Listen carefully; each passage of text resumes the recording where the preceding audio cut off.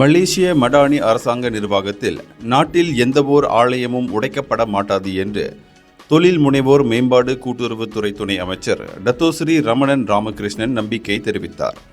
மஸ்ஜித் இந்தியாவில் உள்ள தேவிஸ்ரீ பத்ரகாளியம்மன் கோவில் விவகாரத்தை பிரதமர் டத்தோஸ்ரீ அன்வாரின் நேரடி பார்வைக்கு கொண்டு செல்வதாகவும் அவர் வாக்குறுதி அளித்தார். இந்த ஆலயம் கிட்டத்தட்ட 130 ஆண்டுகள் வரலாற்றை கொண்டதாகும். ஆலயம் அமைந்துள்ள நிலம் தற்போது ஒரு தனியார் நிறுவனத்திற்கு சொந்தமானதாகும். இந்த நிலத்தில் அந்த தனியார் நிறுவனம் அதன் சொந்த செலவில் மடானி பள்ளிவாசல் கட்டுவதற்கு திட்டமிட்டுள்ளதாகவும் கூறப்படுகிறது. இருப்பினும் இந்த ஆலயம் உடைப்பட இருக்கிறது என்ற விவகாரம் தற்போது பெரும் சர்ச்சையை ஏற்படுத்தி இருக்கிறது. இதற்கு சுமூகமான தீர்வு காணப்பட வேண்டும் என்பதுதான் டத்தோஸ்ரீ அன்வாரின் நோக்கமாகவும் இலக்காகவும் இருக்கிறது என்று குறிப்பிட்ட டத்தோஸ்ரீ ரமணன், பிரதமர் கேட்டுக்கொண்டதாலேயே இந்த ஆலயத்திற்கு வந்து நிலவரத்தை கேட்டறிந்ததாக சொன்னார்.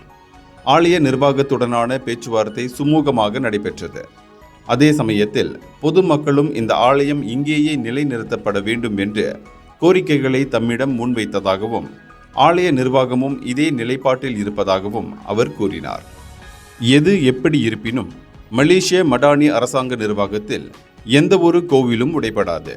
இதற்கான வாக்குறுதியை தாம் வழங்குவதாக குறிப்பிட்ட அவர், பொதுமக்கள் ஆலய நிர்வாகத்தின் கோரிக்கைகளை பிரதமரின் நேரடி பார்வைக்கு கொண்டு செல்வதாக குறிப்பிட்டார். இந்தியர்களின் இதய குரல் மக்களோசை.